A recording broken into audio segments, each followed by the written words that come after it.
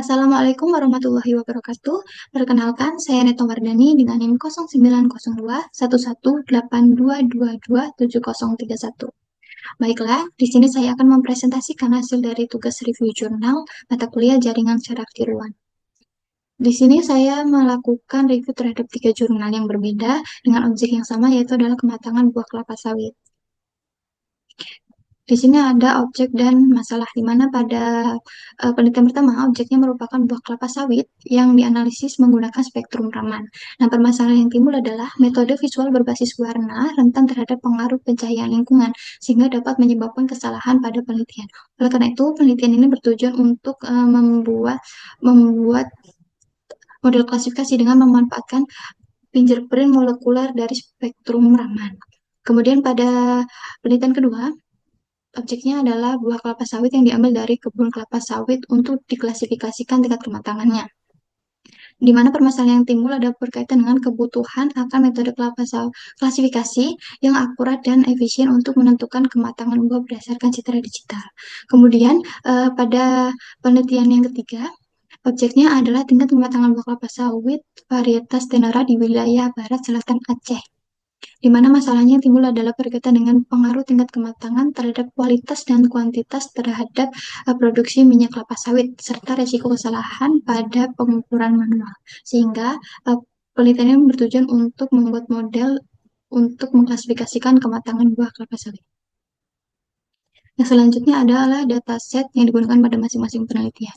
Pada jurnal pertama menggunakan 52 buah kelapa sawit individual dengan kategori yaitu 13 buah belum matang, 19 buah matang sempurna, 15 buah terlalu matang, dan 5 buah tambahan untuk verifikasi berbagai tahap. Kemudian kelapa sawit yang digunakan yaitu hibrida Elais guinensis DXP yang diambil dari perkebunan Universitas Kebangsaan Malaysia dengan teknik laser menggunakan raman mikroskop, di mana kulit luar buah akan diiris tipis lalu akan dianalisis dengan mikroskop raman. Kemudian pada jurnal yang kedua, yaitu menggunakan 99 gambar buah kelapa sawit dengan tiga kategori, yaitu 33 gambar buah mentah, 33 gambar buah matang, dan 33 gambar buah terlalu matang. Di mana datasetnya merupakan dataset sekunder yang dikumpulkan dari hasil penelitian sebelumnya, yang merupakan sumber publik atau dataset akademik tentang kelapa sawit. Kemudian pada jurnal yang ketiga menggunakan 40 gambar buah kelapa sawit yang terdiri dari 20 gambar buah matang, 20 gambar buah belum matang. Sawit yang digunakan yaitu jenis varietas Tenera yang merupakan produksi tertinggi dan umum di Indonesia.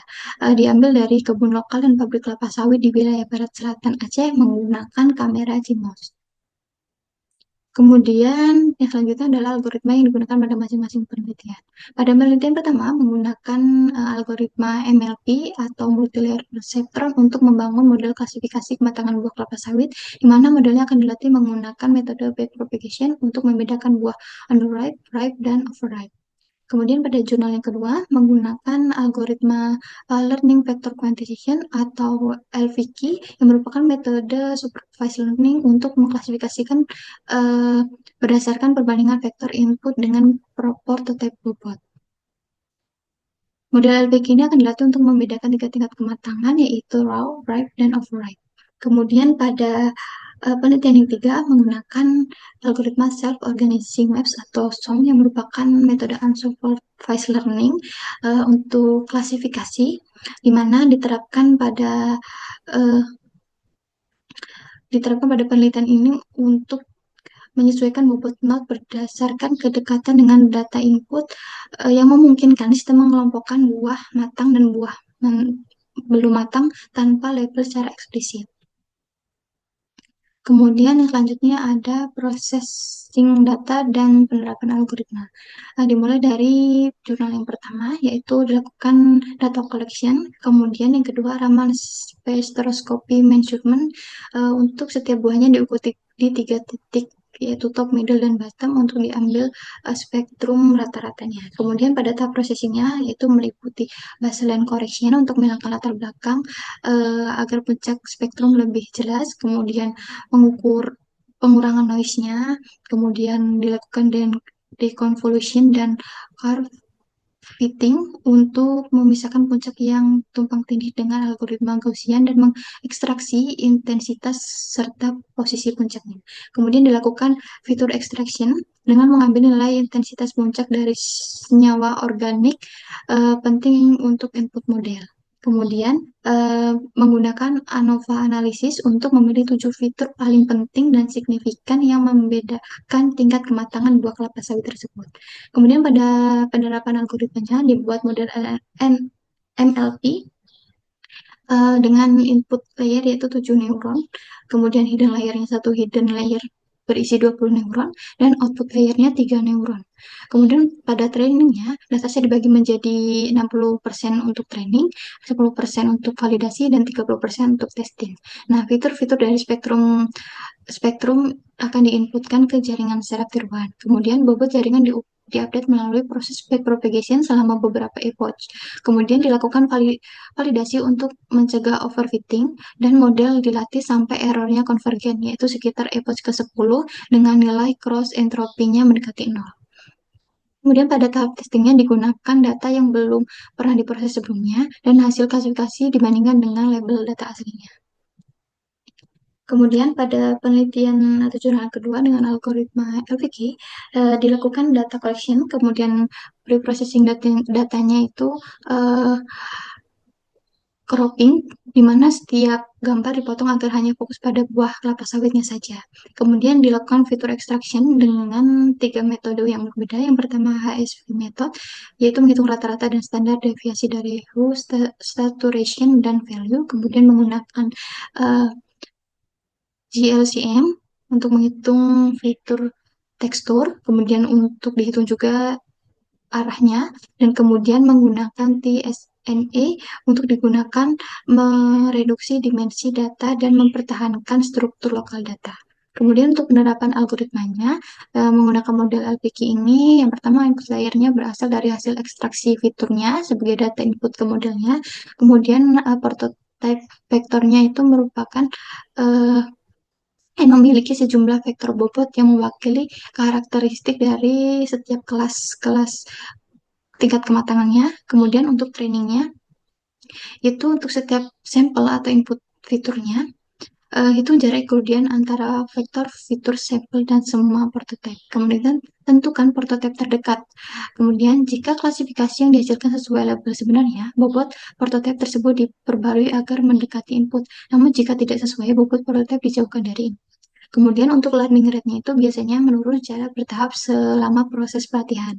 Kemudian untuk testingnya itu dilakukan dengan cara citra inputkan citra digital baru untuk diekstraksi fiturnya, kemudian dihitung jarak ke prototipe-nya dan ditentukan kelasnya apakah wrap, raw atau override. Kemudian untuk jurnal yang ketiga dengan algoritma SOM, dilakukan collection data collection. Kemudian preprocessingnya yaitu yang pertama image segmentation, yaitu memisahkan latar belakang menggunakan teknik thresholding. Jika nilai pixel memenuhi kondisi tertentu, maka pixel dipertahankan, namun sisanya diubah menjadi hitam. Kemudian conversion, di mana dilakukan konversi dari format gambar ke nilai numerik yang meliputi komponen RGB dan komponen HSV. Untuk setiap gambarnya akan diambil atau dihitung rata-rata nilai RGB, HS, dan V-nya. Kemudian dilakukan ekstraksi fitur, di mana setiap gambar diubah menjadi vektor berisi 6 nilai dari rata-rata RGB, HS, V-nya. Nah, penerapan algoritmanya yaitu yang menggunakan SOM. Algoritma SOM dibangun menggunakan MATLAB. Kemudian struktur jaringan SOM terdiri dari grid 2 dimensi, misalnya 2x2 atau 3x3. Dan bobot awal setiap node akan diinisialisasi secara acak dari data pelatihan. Kemudian pada tahap trainingnya, data fitur yang telah diekstraksi dari RGB dan SV akan digunakan sebagai input. Nah, selanjutnya jarak antar data dan node dihitung menggunakan Euclidean. Node dengan bobot yang paling mirip dengan input atau BMU dan BMU dan tetangganya diperbarui mendekati input. Kemudian proses pelatihan ini akan diulang selama beberapa epoch dengan pengurangan learning rate dan ukuran neighborhood-nya secara bertahap. Kemudian setelah SOM selesai dilatih, not-not pada peta diberi label berdasarkan mayoritas label training dan dari data sekitarnya. Kemudian pada tahap testing, gambar baru diproses, kemudian diekstraksi RGB dan HSV-nya untuk diinput ke SOM dan dikelompokkan ke node-node terdekat dan diklasifikasikan tingkat kematangannya apakah sudah matang atau belum berdasarkan survei atau penelitian lapangan yang diterapkan pada dataset. Kemudian dibangun graphical user interface atau GUI untuk memudahkan pengguna untuk menginput gambar dan akan secara otomatis mendapatkan hasil dari klasifikasinya. Kemudian selanjutnya adalah hasil dan evaluasi. Nah, pada penelitian pertama, evaluasinya dilakukan menggunakan metode evaluasi berupa akurasi keseluruhan yang dilengkapi dengan confusion matrix untuk mengukur performa model dalam mengklasifikasikan tingkat kematangan buah kelapa sawit, di mana akurasi totalnya mencapai 97,9%, yang berarti hampir semua buah kelapa sawit diklasifikasikan dengan benar. Nah, analisis confusion matrix ini menunjukkan bahwa kesalahan klasifikasi antar kelas sangat minim. Keberhasilan ini menegaskan bahwa metode berhasil mengimplementasikan fingerprint molekuler yang tidak tergantung pada kondisi pencahayaan visual, menawarkan solusi yang sangat akurat untuk menentukan tingkat kematangan buah kelapa sawit secara otomatis dan non-destruktif. Kemudian pada penelitian kedua menggunakan metode evaluasi akurasi untuk menilai seberapa efektif model LVQ dalam mengklasifikasikan tingkat kematangan buah kelapa sawit. Nah, hasil evaluasinya itu pada masing-masing fitur. Yang pertama, fitur TSNE mencapai akurasi 50%, fitur HSV mencapai akurasi 45%, dan fitur GLCM mencapai akurasi 40%. Nah, dapat dilihat bahwa fitur yang paling tinggi itu akurasinya adalah 50%, yaitu fitur TSNE. Walaupun hasil akurasinya masih tergolong rendah dibandingkan dua pelatihan lainnya, studi ini berhasil memperlihatkan atau menunjukkan bahwa pentingnya pemilihan teknik ekstraksi fitur yang tepat dalam meningkatkan performa model klasifikasi.